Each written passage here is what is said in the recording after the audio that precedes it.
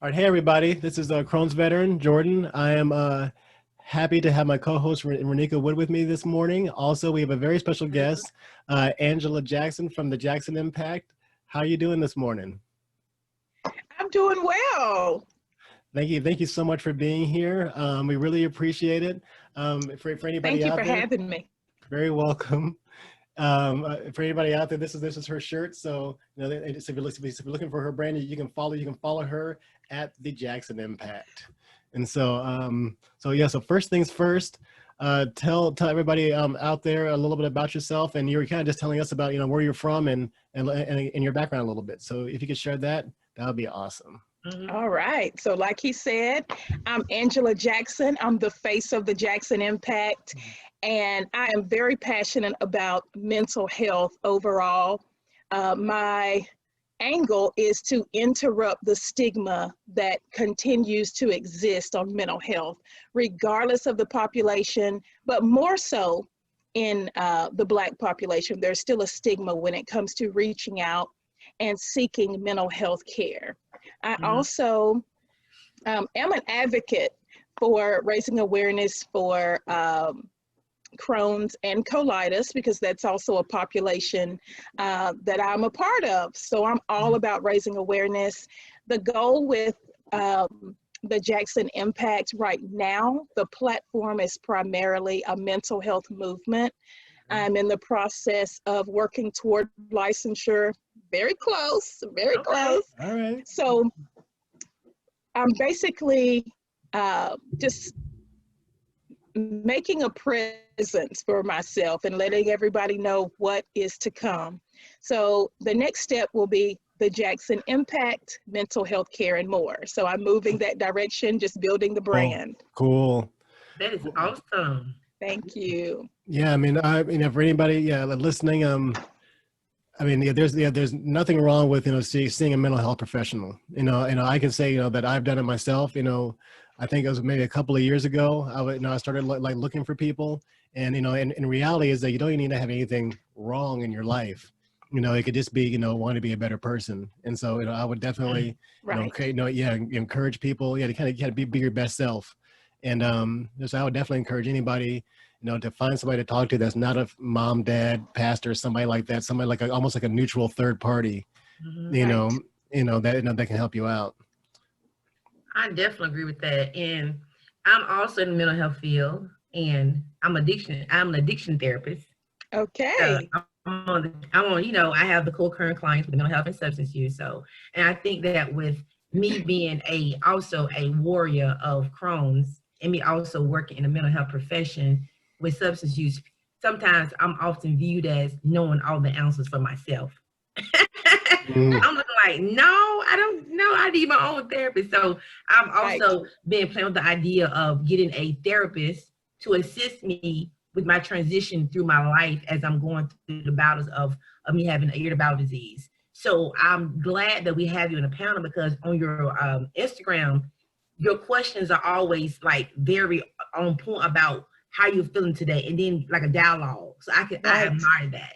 Right. Thank you so much. You're welcome. I try to be as relevant as possible. It is definitely, it's real life. I'm trying to be as transparent as possible, because while I'm in information, there are things that I have been through that support the direction that I'm going. And I can relate to what you're saying about the addiction part. I have had an intensive outpatient group for substance. And then, of course, there's that question of what comes first. Is it, the mental health issue, or is it the substance use? What really needed to be addressed first? Are you trying to mask depression or fear, anxiety, or all these things? And a therapist needs a therapist. We need things to talk about to help filter out what we're dealing with in our own lives, especially when it comes to a new diagnosis, especially something medical that's going to change your life, change the way that you live. And when I initially decided to go into counseling, I realized, man, my first fruit, so to speak, was deciding to partner with a gastroenterologist. I was asking one of my Okay. professors, man, is that considered private practice if I decide to partner with a GI doctor? Because we are lacking in that area when it comes to being referred and getting the support and the depression and having to deal with all the changes. And I'm like, you're giving me prescriptions. You're not giving me enough information about my disease. I don't know who to turn to from here. You're sending me to a nutritionist, and whatever she's telling me is not working. Right. So, you know, I'm really chalking to purpose, because, you know, at first I was thinking, man, why me? Why me? Why me? But this diagnosis has really led me down so many different roads, as far as being a support, as being an advocate, you know, directing people to, you know, help. You know your body as well. Follow the doctor's orders, but, you know, be aware of what exactly is taking place. So ultimately, I would love to be that therapist that partners with a GI doctor, because I'm like, I got 20 years of experience as far as the illness, and then just having that passion to hear a person explore, showing that level of empathy, and then connecting them to where else they need, you know, in the community. So it's huge. That is awesome. I know. Jordan, something to share? I want to share something about that story. No, go ahead, Renika, go ahead. Okay, so I have told Jordan and CJ that my doctor, my GI doctor, shout out to Duke University, I love them, Dr. Onken had and asked me, can I be an ambassador for the GI clinic where I go? And I was like, what does that look like? I was so excited to do that. COVID-19 hit, and then we revisited again a month and a half. I talked to her, I said, well, Dr. Onken, I said, I admire you being my doctor. You give me good advice, good medical attention. But at the same token, overall, mental health wise, what do I do when you tell me I need to have a surgery or be put on Stelara or Entyvio or Remicade, and no one there to assist me in the process besides your staff, your nurse, your NP? There's no one to assist me. I said, why don't you guys have a mental health person that I can go to when I'm transitioning through my medical conditions? I have someone to speak to, someone that knows about the disease internally and on a scientific level. And she said, well, they may have that, but I'm not sure it was a paid position. I said, paid or not, you guys should develop something similar to that, because this is not, my life this is big. And when I went through my surgery, I had no one there outside of my nurse, she left now, to help me through her knowing about GI, but no one to walk with me as a peer to get through the first step of even saying, Sonia, you about to go ahead to this big surgery. This what to expect next. All I said was, they gave me was, you go medication, go home, you're gonna feel better. It was in 6 weeks. But what about my mental health? I'm going through all these depression, anxiety, feelings of rejection, feelings of me being unworthy. How do I process those emotions? We're encouraged to seek therapy outside of that. But I think it should be there's a little bit of gap between those two entities. I think should be addressed. And I think that we can start those changes by expressing how important they are to have when we go to these appointments. I believe. That's right. It should be full collaboration in the beginning. Yeah, I agree. I agree. And yeah, kind of, you know, speaking from a guy's perspective, you know, guys are supposed to be like toughing all this stuff out and, you know, as being like all, you know, hardcore and stoic and all that kind of stuff. And this, you know, dudes have feelings too. And I went through a whole lot of stuff, you know, like listening to Renika talk, you know, I, you know, got my ileum removed. I was sick for like 9 months, and you know, I had, you know, 18 inches of my colon taken out, and, you know, so, and there was nothing around that. I mean, I think like, before I had my current medicine, before I had my current medicine, I was like, you know, chronic diarrhea for like every 2 or 3 hours for like, I don't know, 7 years, something like that. And so I can relate to that. And so man, you know, just having somebody, especially somebody that's, you know, a person of color, you know, that can relate, you know, that's the other thing, is that, you know, these liaisons at the doctor's office might be very helpful, but if they can't if they don't have, certain life experiences, it's still hard, to relate to people and stuff. And so, Right. yeah. And so I think, what you're interested in doing is really awesome. And, Awesome. and so, and we definitely need more people that, are interested in that. I think CJ was mentioning that too, Renika, wasn't he? He was at the VA hospital. Mm-hmm. Ooh, look, these kind of ideas, hey, we can start a business. Right. Really? Right. Seriously. Because I was telling the guys that I'm an LCAS addiction therapist, but I'm working on my LPC license, becoming a licensed professional counselor. Yay! I'm going to specialize. We're on the same track. Right. And I'm going to specialize with individuals, well, not specialized, but like more so the mental health of persons that have chronic illnesses. And I'm going to quotate Crohn's or colitis or any bowel disease. That's my niche. I'm going to try to do that, but also have other clientele too. But when you talk about your life experiences, what you're doing, Right. your whole movement is a sounding board for that potentially to happen. Because what's going to happen is that they're going to know where they go a therapist. She has IBD. Oh my God, I can go work with her because she identifies what I'm going to have going on. Right. And in the African community, we have a hard time opening up to people outside of our family members because we was taught you don't tell nobody your business. That's Right. it. Mm-hmm. And we really become embedded with that. You become like, well, I can't tell about no. And it's kind of fearful because now as an adult, we know better. We know better now. Like, no, we can tell somebody Right. who can help us. Who's going to help us? So. Like my mom would say in that case, be careful who you make an outside authority in your life.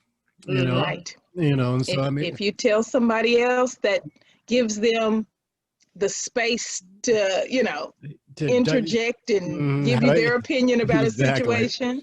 Yeah, just be careful. It is, be mindful, who you choose to be that person is and stuff like that, because they, people have opinions and stuff. So just making sure that if you are sharing your story with somebody or you're looking for help, making sure that person is kind of on the same page with you. Right, definitely. So I know we spoke about this, when we're on the Facebook live stream. So again, thanks for inviting me for that. But if you could tell, the audience out there, just your background with Crohn's and your diagnosis and kind of what you've been going through. All right. So I was diagnosed with Crohn's at the age of 23. I had to look back at that. So I was diagnosed in 2000. Okay. And all of 99, I was experiencing so many different symptoms, and the doctors could not pinpoint exactly what I was dealing with because every symptom mimicked a different condition. So it literally took the full year for them to diagnose me. I knew that it was just a stressful time in my life, and it seemed like no one believed that I was sick. It was like, oh, I was being called a hypochondriac. I was, it was like, what's going on with you? I would go from doctor to doctor. I had one doctor that actually gave me a certain prescription, and by the time I got to the pharmacy, he had already called the pharmacy and was basically saying, do not fill it. I'm not sure if that's what's going to work. Wow. So that was terrifying for me because I was thinking, who knows what's going on, because I don't. So after I was diagnosed with Crohn's, I went through, during this time before there was even a diagnosis, I literally lost 20 pounds within 2 weeks. It was that drastic. I couldn't even hold water. I was hemorrhaging within my colon. People were giving me all types of suggestions. Eat yogurt, do this, stop eating meat, all this. Nothing was working. And it was just hospital visit after hospital visit. I knew if I went through emergency, I was gonna be admitted. So it was a very wild roller coaster. I had never heard of Crohn's before. So it was like, what is this? Right. Right. So have you had any surgeries or anything like that, or have you been able to avoid that? I've been able to avoid resections or anything of that nature. The doctor that I have now, I've had him for at least 10 years. So he's saying we want to avoid that. And honestly, I chalk that up to being a woman of faith, because statistically, most people have a surgery after 10 years, you know, and I've made it 20 without that type of surgery. So the only surgeries that I've had related to Crohn's are fistula repairs, where you develop the cyst and they burrow between one organ to the next. And, you know, so I have had the rectal vaginal fistulas repaired, all other types of complications, chronic infections, things of that come along with that. So it's tough. It is, you know, and so that's good. That's kind of why we say, you know, Crohn's veteran. You know, everybody that's kind of gone through this is, you know, earned their stripes and is a warrior, because it's no joke. Right. So today, you know, given all that, you know, so what's your health like today? Oh goodness. So I have periods of remission. You know, I used to say, well, I'm not in remission. I get Remicade infusions, and I'm so glad I get the opportunity to say this a second time, because in the video, in the live that we did together before, I said I get infusions every 6 months, and I meant every 6 weeks. Oh, okay. So I get infusions every 6 weeks. I get Remicade. I have tried Humira. That did not work for me. I don't know if it was the anxiety of me having to give myself that injection, but it seemed like it would only work for 1 week. And then I was back to full-blown symptoms that second week. And then it was time for me to give myself an injection again. So it kept me sick. I could not get stable on that.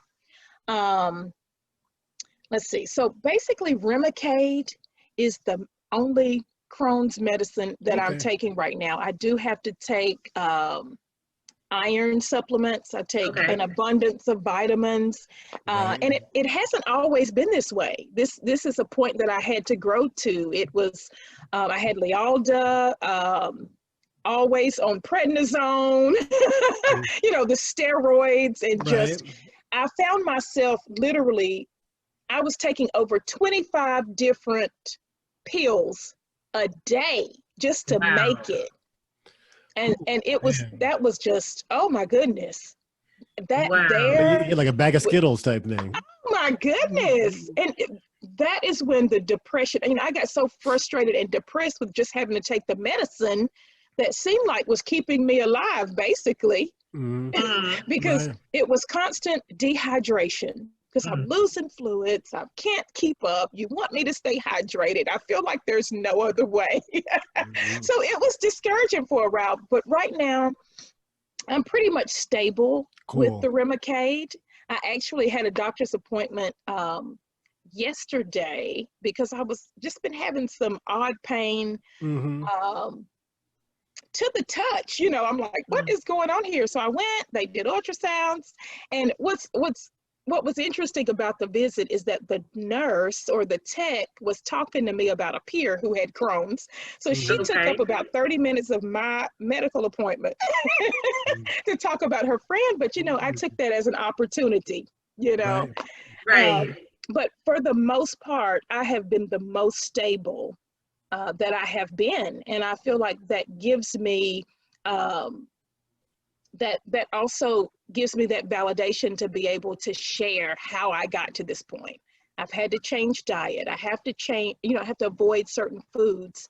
And some things that typically would irritate someone else might not for me. So I just kind of have to balance out what works. And I do take turmeric supplements. I do take energy and just daily vitamins of that nature. I will take calcium and I'm trying to think what else. So much. I know. I even have peppermint, like there's like a peppermint oil, like a nature, so to kind of help soothe the stomach if I need that. So I just have to figure out what works just like doing it all like this. So So, yeah. I mean that's kind of why that golden milk stuff. I was trying that. I was like, man, you know, I got to figure it out because you know, I'm the same way. I mean, I have extreme vitamin deficiency, you know, Yeah. you know, because of, you know, kind of all the stuff that's been cut out of me and everything. And so it's just kind of it's a constant churn to try to, you know, put all these vitamins in. And so, Yeah. are there any like specific foods for you that, you know, that, yeah, you're mentioning that. So what are some things that you've kind of discovered that literally do not work for you at all? Oh, goodness. As much as I love cabbage does not work. Mm-mm. No cabbage. Lots of the greens. But you know what's interesting? I was always told that lettuce was deadly for me, but now I can have a salad every now and then. I've got to be like mid-Remicade, Right. like maybe, yeah, it depends on the week. Week 3, Yeah. I can have a salad, you know, and Yeah. I'll be okay.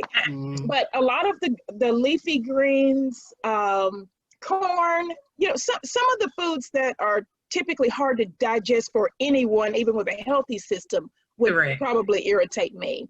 Now, I have to be careful with tomatoes. If they're steamed, it takes a little bit of that acidic, whatever it is, out of it. So I can tolerate it a little bit more, but it just depends as far as the vegetables overall.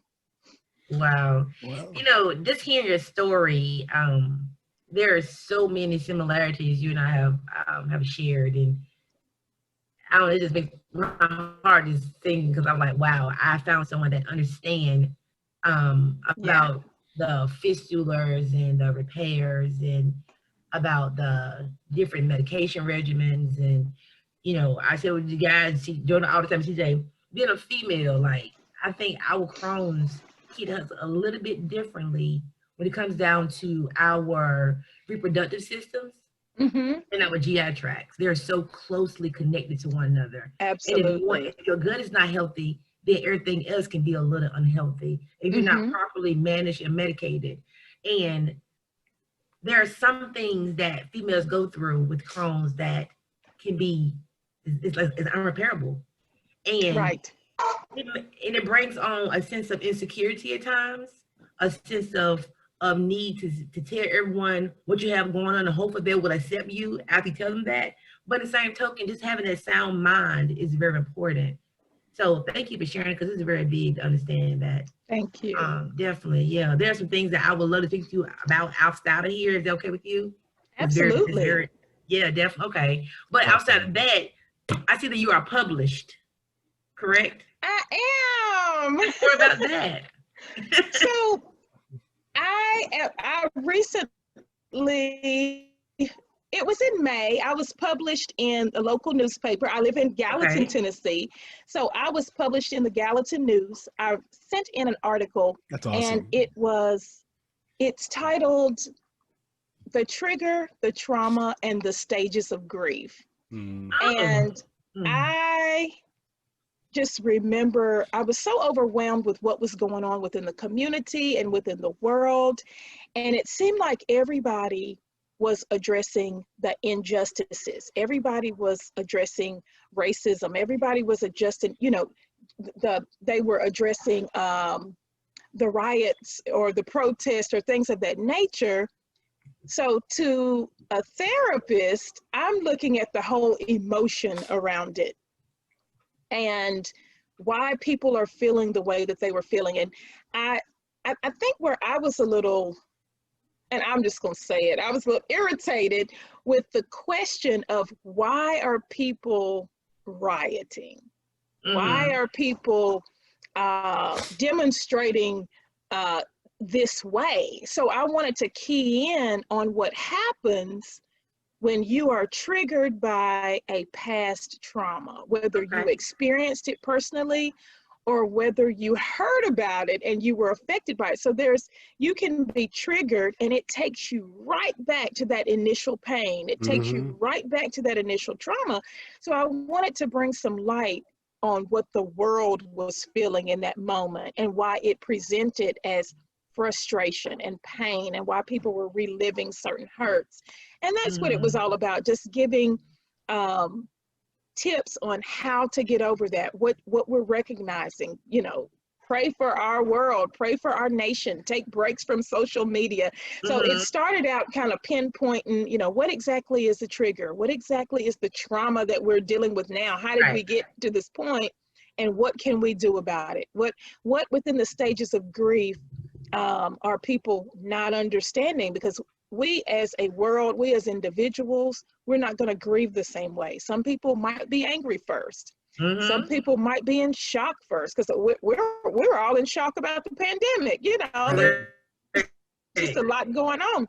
So I wanted to normalize what was happening, not necessarily the behavior, but that emotion and that feeling behind the behavior. And that was the article. I would love to read that. Me too. Yeah, me too. If you could DM us that or something, that would, or I can actually email the full article, because they sent me the PDF, and that'd be great. Love that. That'd be great. And so, I mean, that's kind of, segues to my next question. And so, mental health. And so if somebody just got diagnosed with Crohn's today, guy, girl, from a mental health standpoint, what would your advice be to them?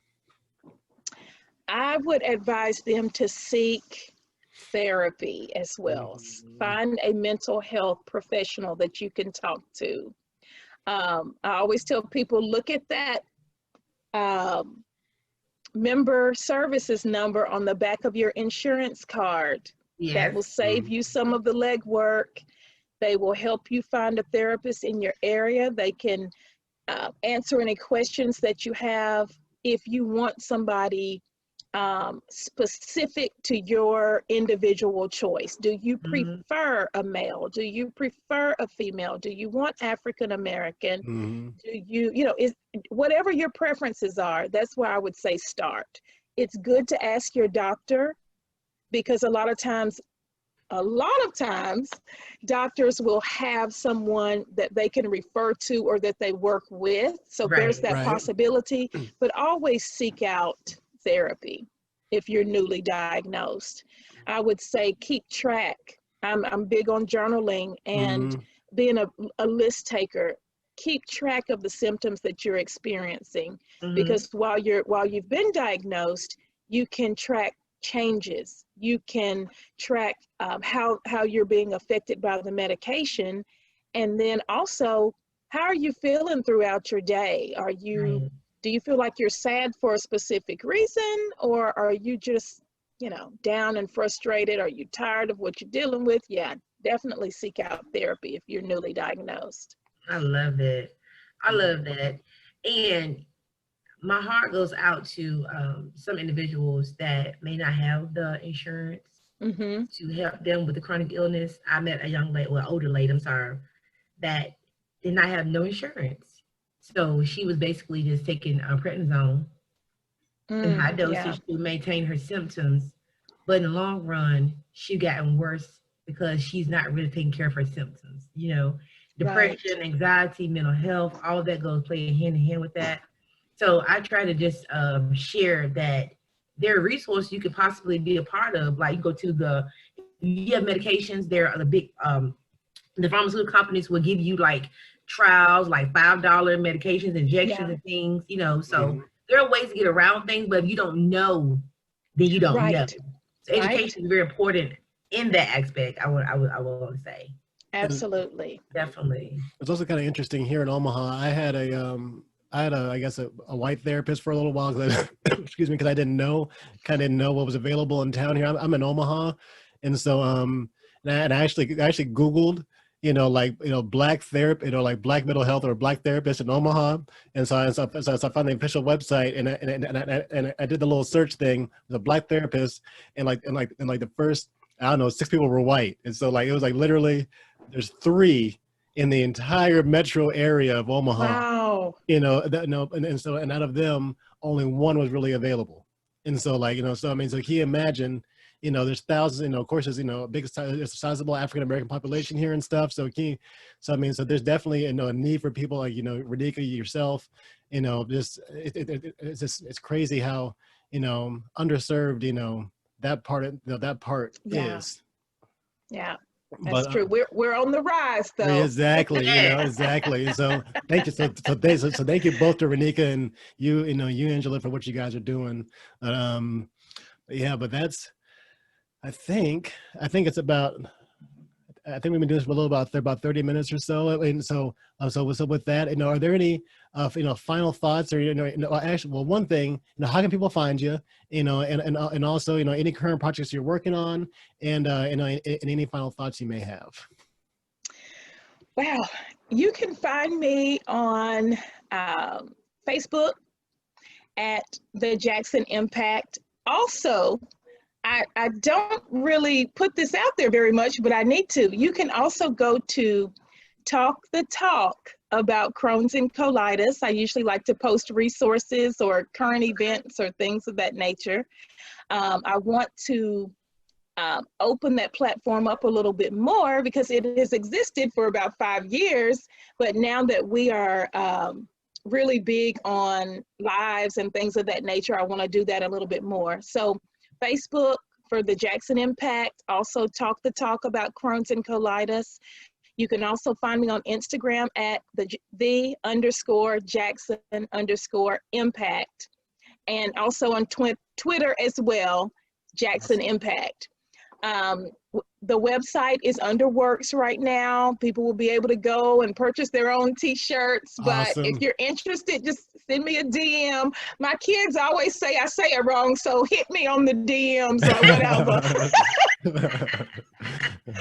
But yeah, just check it out. Always something encouraging. Oh, also Angela's affirmations on Instagram. So I just want to put out that positive energy overall. And as you guys brought up, there's always resources within your communities wherever you live. I know here we have an information line where they will help you look for resources. If you don't have insurance, go to your local health department. They're usually sliding fee scales. If you're unemployed, or whatever the situation is, there is always a way. The resources are there. If you just keep looking, don't give up, and don't settle for nothing at all. Correct. Awesome. I agree with that 100%. I love it. Well, again, thank you very much for your time. And we're gonna actually, one last thing, I'm gonna take a picture of us, and so we can put it on Instagram and stuff. So okay, I got a lot of light in the background here. You look cute down. I love that shirt. Thank you. All right, so say cheese. All right, cool, got it. Awesome. It was Queen George, like PB. Right. Yeah, print screen. So, but anyway, well, thank you very much, Angela, for your time. Enjoy the rest of the day. We'll definitely do our part to send people your way. And awesome, thank you. And and thanks again. So we'll see you later. Thank you, Angela. All right, thank you. So bye bye. Awesome. Bye. I will. Bye bye.